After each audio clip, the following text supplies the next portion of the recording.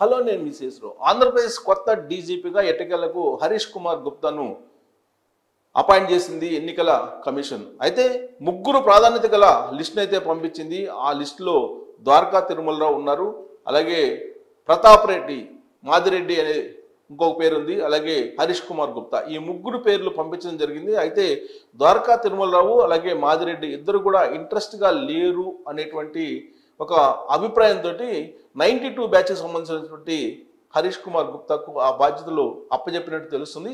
Seniority ప్రకారం అయితే ద్వారకా తిరుమలరావుకి కొత్త డీజీపీ బాధ్యతలు అప్పచెప్పాలి, లేదా మాదిరెడ్డి అతనికి అప్పచెప్పాలి. సో మాదిరెడ్డి కాకుండా అలాగే ద్వారకా తిరుమలరావు కాకుండా ఇప్పుడు హరీష్ కుమార్ గుప్తాకి ఈ బాధ్యతలను అప్పచెప్పడం జరిగింది.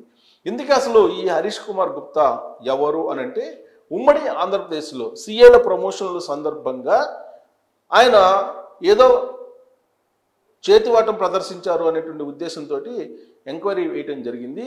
ఆ ఎంక్వైరీకి సంబంధించి అప్పట్లో దినేష్ రెడ్డి డీజీపీగా ఉన్నాడు ఉమ్మడి ఆంధ్రప్రదేశ్లో. అప్పుడు రాజేంద్ర రెడ్డి చైర్మన్గా ఒక కమిటీని వేయడం జరిగింది. దాంట్లో ఈయన కూడా మెంబర్గా ఉన్నారు. సో సిఐలకు సంబంధించి ఈ ప్రమోషన్లో ఆయన డిఎస్పీగా మార్చడానికి, డిఎస్పీగా వేయడానికి అప్పట్లో ఈయనకి వెసులుబాటు ఉంది ఆ క్యాడర్ పరంగా. ఆ సందర్భంగా ఏదో మిస్యూజ్ చేశారనేటువంటి ఒక బ్లాక్ స్పాట్ అయితే ఈయన మీద ఉంది. సో రాజేంద్రనాథ్ రెడ్డి అప్పట్లో ఈయనకి కొంత సహాయం చేశారు అనేది కూడా ప్రొఫెషనల్గా ఒక ఆరోపణ అయితే ఈయన్ని వెంటాడుతూ ఉంది. అంతకు మించి మిగిలినటువంటి అంశాల్లో మాత్రం Harish Kumar Gupta track record okay అనేటువంటి పరిస్థితుల్లో ఉంది. అయితే ఇప్పుడు ఉమ్మడి ఆంధ్రప్రదేశ్ నుంచి ఇప్పటి వరకు ఆయన ట్రాక్ రికార్డును చూస్తే కనుక గుంటూరు, కృష్ణా, కరీంనగర్, నల్గొండ ఇలాంటి చోట్ల ఆయన ఎస్పీగా పనిచేశారు. ప్రధానంగా నక్సలైట్ ప్రభావిత ప్రాంతాల్లో పనిచేసినటువంటి డైనమిక్ ఆఫీసర్గా కూడా ఈయనకి పేరుంది. 92 బ్యాచ్కి సంబంధించినటువంటి ఈ హరీష్ కుమార్ గుప్తా రాబోయేటువంటి రోజుల్లో ఎన్నికల్లో ఫ్రీ అండ్ ఫెయిర్ బ్యానర్లో జరపగలడు అనేది ఎన్నికల కమిషన్ భావిస్తుంది. సో కొత్త డీజీపీగా ఇప్పుడు హరీష్ కుమార్ గుప్తా అపాయింట్ అయిన తర్వాత ఎలా ఉండబోతుంది ఆంధ్రప్రదేశ్లో అనే దాని మీద ఆసక్తికరమైనటువంటి అంశం నెలకొంది. ఇప్పటి వరకు కూడా రాజేంద్రనాథ్ రెడ్డి ఇప్పుడు డీజీపీగా కొనసాగారు ఇప్పటి వరకు కూడా. అయితే తాజాగా ఎన్నికల కమిషన్ తీసుకున్నటువంటి నిర్ణయం ప్రకారం ఆయన్ని తొలగించారు. ఆయన బాధ్యతలను ఆల్రెడీ వేరే వాళ్ళకి ఇన్ఛార్జిగా అప్పచెప్పారు. ఇప్పుడు ఇన్ఛార్జ్ దగ్గర నుంచి ఇప్పుడు హరీష్ కుమార్ గుప్తా తీసుకున్నటువంటి అవకాశం ఉంది ఛార్జెస్.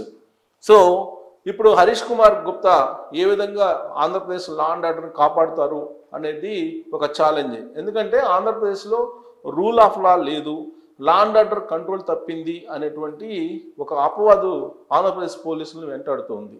చిలుకలూరుపేటకు ప్రధానమంత్రి నరేంద్ర మోడీ వచ్చిన సందర్భంగా జరిగిన మీటింగు శాంతి భద్రతల నడుమ జరగలేదు అనేటువంటి ఒక అపవాదం ఆంధ్రప్రదేశ్ పోలీసుల మీద ఉంది. అందుకే ఆ రోజు నుంచి కూడా రాజేంద్రనాథ్ రెడ్డి మీద టార్గెట్ ఫిక్స్ అయిపోయింది. కొత్త డీజీపీగా ఎంపిక కోసం ముగ్గురిని ప్యానెల్లో పంపించారు. ప్యానెల్లో ద్వారకా తిరుమలరావు, మాదిరెడ్డి ప్రతాప్, హరీష్ కుమార్ గుప్తా వీళ్ళ పేర్లు ఉన్నాయి. వీళ్ళలో హరీష్ కుమార్ గుప్తాకు ఇవ్వడం జరిగింది. సో ఇప్పుడు 2022లో డీజీపీగా ఆయన ప్రమోట్ అయ్యారు. కొత్త డీజీపీగా ప్రమోట్ అయినటువంటి హరీష్ కుమార్ గుప్తా ప్రస్తుతం ఏపీ హోంశాఖ కార్యదర్శిగా బాధ్యతలు నిర్వహిస్తున్నారు. ఇప్పుడు ఆయన్ని డీజీపీగా నియమించారు. స్వస్థలం వచ్చేసి జమ్మూ కాశ్మీరు. 2022లో డీజీపీ ర్యాంకు పొందారు. సో నక్సల్స్ ప్రభావిత ప్రాంతాల్లో ఎస్పీగా విధులు నిర్వహించినటువంటి అనుభవం ఉంది. కెరీర్ తొలి రోజుల్లో మెదక్, కరీంనగర్ ఏఎస్పీగా ఆయన పనిచేశారు. నల్గొండ, కృష్ణా జిల్లా ఎస్పీగా విధులు నిర్వహించారు.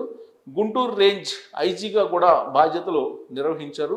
ఆయన ట్రాక్ రికార్డును చూస్తే ఏపీ కొత్త డీజీపీ ట్రాక్ రికార్డును చూస్తే కనుక ఉమ్మడి ఆంధ్రప్రదేశ్లో కీలకమైనటువంటి బాధ్యతలు నిర్వహించినటువంటి అనుభవం కూడా ఆయనకు ఉంది. ప్రస్తుతం ఏపీ హోంశాఖ కార్యదర్శిగా పనిచేస్తున్నటువంటి ఆయన్ని ఎన్నికల కమిషన్ ఇప్పుడు రాష్ట్ర డీజీపీగా ఆయన్ని నియమించడం జరిగింది. కేవలం రాజేంద్రనాథ్ రెడ్డి పక్షపాతంగా వ్యవహరిస్తున్నారు. వైఎస్ఆర్ కాంగ్రెస్ పార్టీకి, జగన్మోహన్ రెడ్డికి రాజేంద్రనాథ్ రెడ్డి అనేక సందర్భాల్లో ఎదుర్కొన్నారు. ఇటీవల బదిలీ అయినటువంటి 6 ఐపీఎస్లు, 3 ఐఏఎస్ల విషయంలో కూడా రాజేంద్రనాథ్ రెడ్డి అలాగే సిఎస్గా ఉన్నటువంటి జవహర్ రెడ్డి ఇద్దరు కలిసి జగన్మోహన్ రెడ్డికి అనుకూలంగా ఉన్నటువంటి వాళ్ళ ప్యానెల్ను పంపించారు ఎన్నికల కమిషన్కి అనేటువంటి ఒక ఆరోపణ కూడా అప్పట్లో వినిపించింది. సేమ్ ఇప్పుడు కూడా ఎన్నికల కమిషన్కి పంపించినటువంటి ప్యానెల్లో ఉండేటువంటి నేమ్స్లో కూడా అలాంటి అభిప్రాయం ఇంచుమించుగా ఉంది. అయితే ఇప్పుడు హరీష్ కుమార్ గుప్తా పేరు ఫైనల్ కావడంతో కొంతవరకు అపవాదు తగ్గిందని చెప్పినప్పటికీ కూడా ప్యూర్గా ట్రాక్ రికార్డ్ కనుక చూస్తే కొంత రాజేంద్రనాథ్ రెడ్డి తోటి లింకప్ అయి ఉన్నారు హరీష్ కుమార్ గుప్తా అనేటువంటి ఒక టాక్ అయితే ఉంది. సో రాజేంద్రనాథ్ రెడ్డి డీజీపీగా పక్క తప్పుకున్నప్పటికీ కూడా హరీష్ కుమార్ గుప్తా తోటి సన్నిహితమైనటువంటి సంబంధాలు ఉన్నాయి అనేటువంటి అభిప్రాయం అయితే పోలీస్ సర్కిల్స్లో ఉంది. అయితే ఎన్నికల ప్రక్రియకి కంప్లీట్గా రాజేంద్రనాథ్ రెడ్డిని దూరంగా ఉంచాలి అనేది ఎన్నికల కమిషన్ యొక్క ఆదేశం. ఆ మేరకు ఆయన దూరంగా ఉంటే కనుక Harish Kumar Gupta free and fair మేనర్లో ఎన్నికలు నిర్వహించడానికి అవకాశం ఉంటుంది. అలా కాకుండా రాజేంద్రనాథ్ రెడ్డి జోక్యం కనుక బయట నుంచి పరోక్షంగా ఉంటే అప్పుడు Harish Kumar Gupta free and fair మేనర్లో ఎలక్షన్లు నిర్వహించడానికి పోలీసుని ముందుకు కదిలించలేరు అనేటువంటి అభిప్రాయం అయితే ఉంది. సో ఇప్పుడున్నటువంటి పరిస్థితుల్లో హరీష్ కుమార్ గుప్తా పేరుని ప్రతిపాదించి పంపించినటువంటి దాఖలాలు ఉన్నటువంటి క్రమంలో 1992 బ్యాచ్కి సంబంధించినటువంటి ఐపీఎస్ అయినప్పటికీ కూడా ఆయనకే డీజీపీ బాధ్యతలు అప్పచెప్పారు. కానీ ఆయనకంటే సీనియర్స్ ఇద్దరున్నారు, మాదిరెడ్డి ప్రతాప్ ఉన్నారు, అలాగే మాదిరెడ్డి ప్రతాప్తో పాటు ద్వారకా తిరుమలరావు కూడా ఉన్నారు. బట్ ఏమైందో తెలీదు, ద్వారకా తిరుమలరావు టీజీపీ అవుతారని చెప్పి అందరూ ఎక్స్పెక్ట్ చేశారు. ఆయన కాకపోతే కనుక మాదిరెడ్డి ప్రతాప్ అవుతారు అనుకున్నారు సీనియారిటీ ప్రకారం చూస్తే కనుక. కానీ సీనియారిటీని పక్కన పెట్టి ఎన్నికల కమిషన్ ఇప్పుడు 92 బ్యాచ్కి సంబంధించినటువంటి హరీష్ కుమార్ గుప్తాను ఎంపిక చేయడమే ఒక చర్చకు దారితీస్తూ ఉంది. సో ద్వారకా తిరుమలరావు అయితే ప్రస్తుతం ఆంధ్రప్రదేశ్ ఆర్టీసీ చైర్మన్గా ఉన్నారు, ఎండీగా ఉన్నారు. సో ఆయన ఎండీగా ఉన్నటువంటి క్రమంలో మరి ఆయన ఇంట్రెస్ట్గా లేనందువల్ల ఈ పేరును పరిశీలించాల్సి వచ్చిందా అనేది కూడా వినిపిస్తుంది.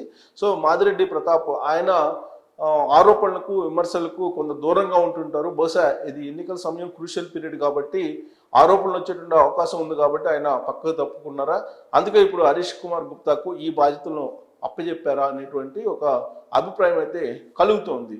సో రాజేంద్రనాథ్ రెడ్డి ప్లేస్లో ఇప్పుడు హరీష్ కుమార్ గుప్తా ఒక ఛాలెంజ్ని అయితే ఫేస్ చేయబోతూ ఉన్నారు. లీడర్లు కానీ ఇటీవల కాలంలో చాలా అగ్రెసివ్గా తెలుగుదేశం పార్టీకి సంబంధించినటువంటి క్యాడర్ మీద వాళ్ళ ఇళ్ల మీద దాడులు చేస్తున్నటువంటి పరిస్థితిని మనం చూసాం.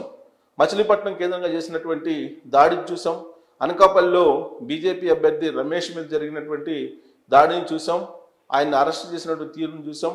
అలాగే చిత్తూరులో మనం రామచంద్ర యాదవ్ పోలీస్ స్టేషన్ వెళ్ళిన సందర్భంగా ఆయన మీద పోలీస్ స్టేషన్ ఎదుటే దాడి చేయటం, ఆయన వాహనాన్ని కూడా తగలబెట్టడం, ఇవన్నీ కూడా చూసాం. ఇదంతా కూడా రాజేంద్రనాథ్ రెడ్డి యొక్క వైఫల్యం కింద చూస్తూ ఉన్నాయి విపక్షాలు. కానీ ఇప్పుడు హరీష్ కుమార్ గుప్తా వచ్చారు కాబట్టి ఆ వైఫల్యాలన్నింటినీ అధిగమించి ఇప్పుడు రాబోయేటువంటి కీలకమైనటువంటి 1 వీక్లో అంటే మే 13 పోలింగ్ జరగబోతుంది. అప్పటి వరకు కూడా ఏ విధంగా ఫ్రీ అండ్ ఫెయిర్ మేనర్లో ఎన్నికలు జరపడానికి లా అండ్ ఆర్డర్ కంట్రోల్ చేయగలరు అనేది మనం ఆసక్తికరంగా చూడాల్సినటువంటి అంశం ఇది. సో జూన్ 4న కౌంటింగ్ ఉంది, అప్పటి వరకు కూడా లా అండ్ ఆర్డర్ సిచ్యువేషన్ని కంట్రోల్ చేయాలి ఉంది. బట్ మే 13 పోలింగ్ డే రోజున ఏదో హింసాత్మకమైనటువంటి సంఘటనల ద్వారా అనుకూలంగా పోలింగ్ ప్రక్రియను మలుచుకోవాలనేది వైఎస్ఆర్ కాంగ్రెస్ పార్టీ ఆలోచనగా చాలా కాలంగా వినిపిస్తుంది. దాన్ని బ్రేక్ చేయగలిగితే కనుక హరీష్ కుమార్ గుప్తా ఆయన విధుల్లో సక్సెస్ అయినట్టుగా భావించాల్సి ఉంటుంది. Thank you very much.